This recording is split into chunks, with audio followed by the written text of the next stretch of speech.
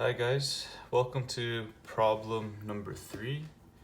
Today we're going to be focusing on KCL, Kirchhoff's current law, and KVL, Kirchhoff's voltage law. So for this circuit, we're going to be focused on KCL. KCL states that the sum of the current from each node equates to 0.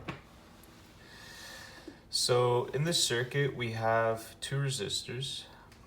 We have a dependent current source and an independent current source. So if we look at this node over here, node 1, we can see that this whole line is the same node. So this is node 1, node 1, node 1. Similarly, for 2, this whole line can be node 2. So there's two nodes. But if we write the KCL for node 1 and node 2, we will still end up with the same KCL equation. And that's because these branches are connected like that. So for example, if we focus on node 1, KCL states that the sum of the currents equal to 0. So just by convention, the currents going into node 1 will be positive. The currents leaving node 1 will be negative. So for example, we'll say 0 equals negative IS, since it's leaving,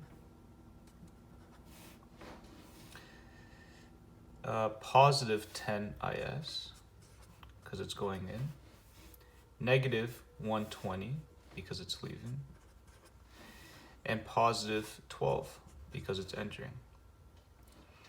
So this will be the KCL for node 1. Node 2 will be the same as well.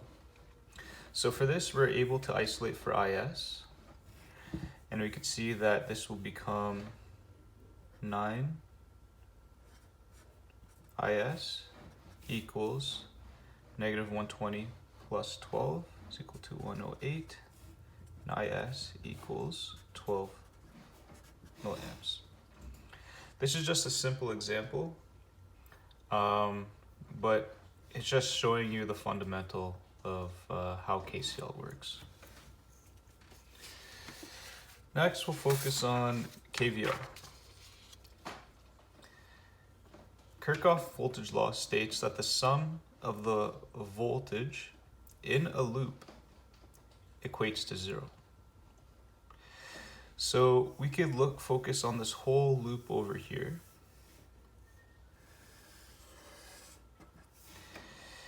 And this whole loop, the voltage drop in the resistors, the voltage across the independent voltage source and the independent voltage source will equate to 0. Just by convention, since we're going clockwise, the clockwise notion of this loop, if it goes into the negative terminal, we'll write negative. If it goes into the positive terminal, it's positive. This is just by convention. You could either write it both ways. So if it goes into the negative, it could be positive. It's just by convention, just showing you how the loop works. So for example, for this circuit here, since it is going into the negative terminal of 12 volts, we'll say 0 equals negative 12, plus VR1, since it's going to the positive terminal, plus VR2, this is going to the positive terminal, plus 10 VR1. We know that VR2 is equal to 1 volt, so we have 12 plus VR1 plus 1 plus 10 VR1. And from there, we're able to isolate for VR1. And we're able to get negative 11 plus 11 VR1 equals 0. VR1 is equal to 1 volts. Now for this circuit, we want to find what VA is. So VA is just the voltage drop from this node to this node. So in order to find this voltage drop, we could do two other loops. So we could say the loop over here and the loop over here. These two loops will give us VA. We just need one loop, and we could see that from the following. So for this loop over here on the left side, we could say, okay, well 0 is equal to negative 12, since going to the negative terminal, plus VR1, it's going to the positive, plus VA.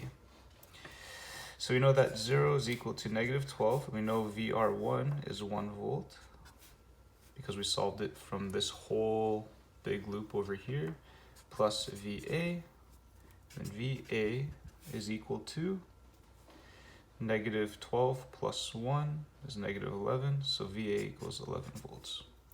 Now if we do this side of the loop, we'll still get VA is equal to 11 volts. So this side of the loop, right here, this is going into the negative terminal of VA, so this is 0 equals negative VA, plus it's going to the positive terminal of VR2, plus 10 VR1, because it's going to the positive side. We know that VR2 and VR1 is equal to 1 volt, so we'll say negative VA plus 1 plus 10 times 1. 0 is equal to negative VA plus 11. VA equals 11 volts. So this just shows that both loops of the circuit will give us VA. Solving for this overall loop will give us, and we'll be able to isolate for VR1, which we got, which was 1 volt. So these two circuits here that we showed for KCL and KVL, just as a simple fundamental way of solving for these laws. Awesome. Thank you.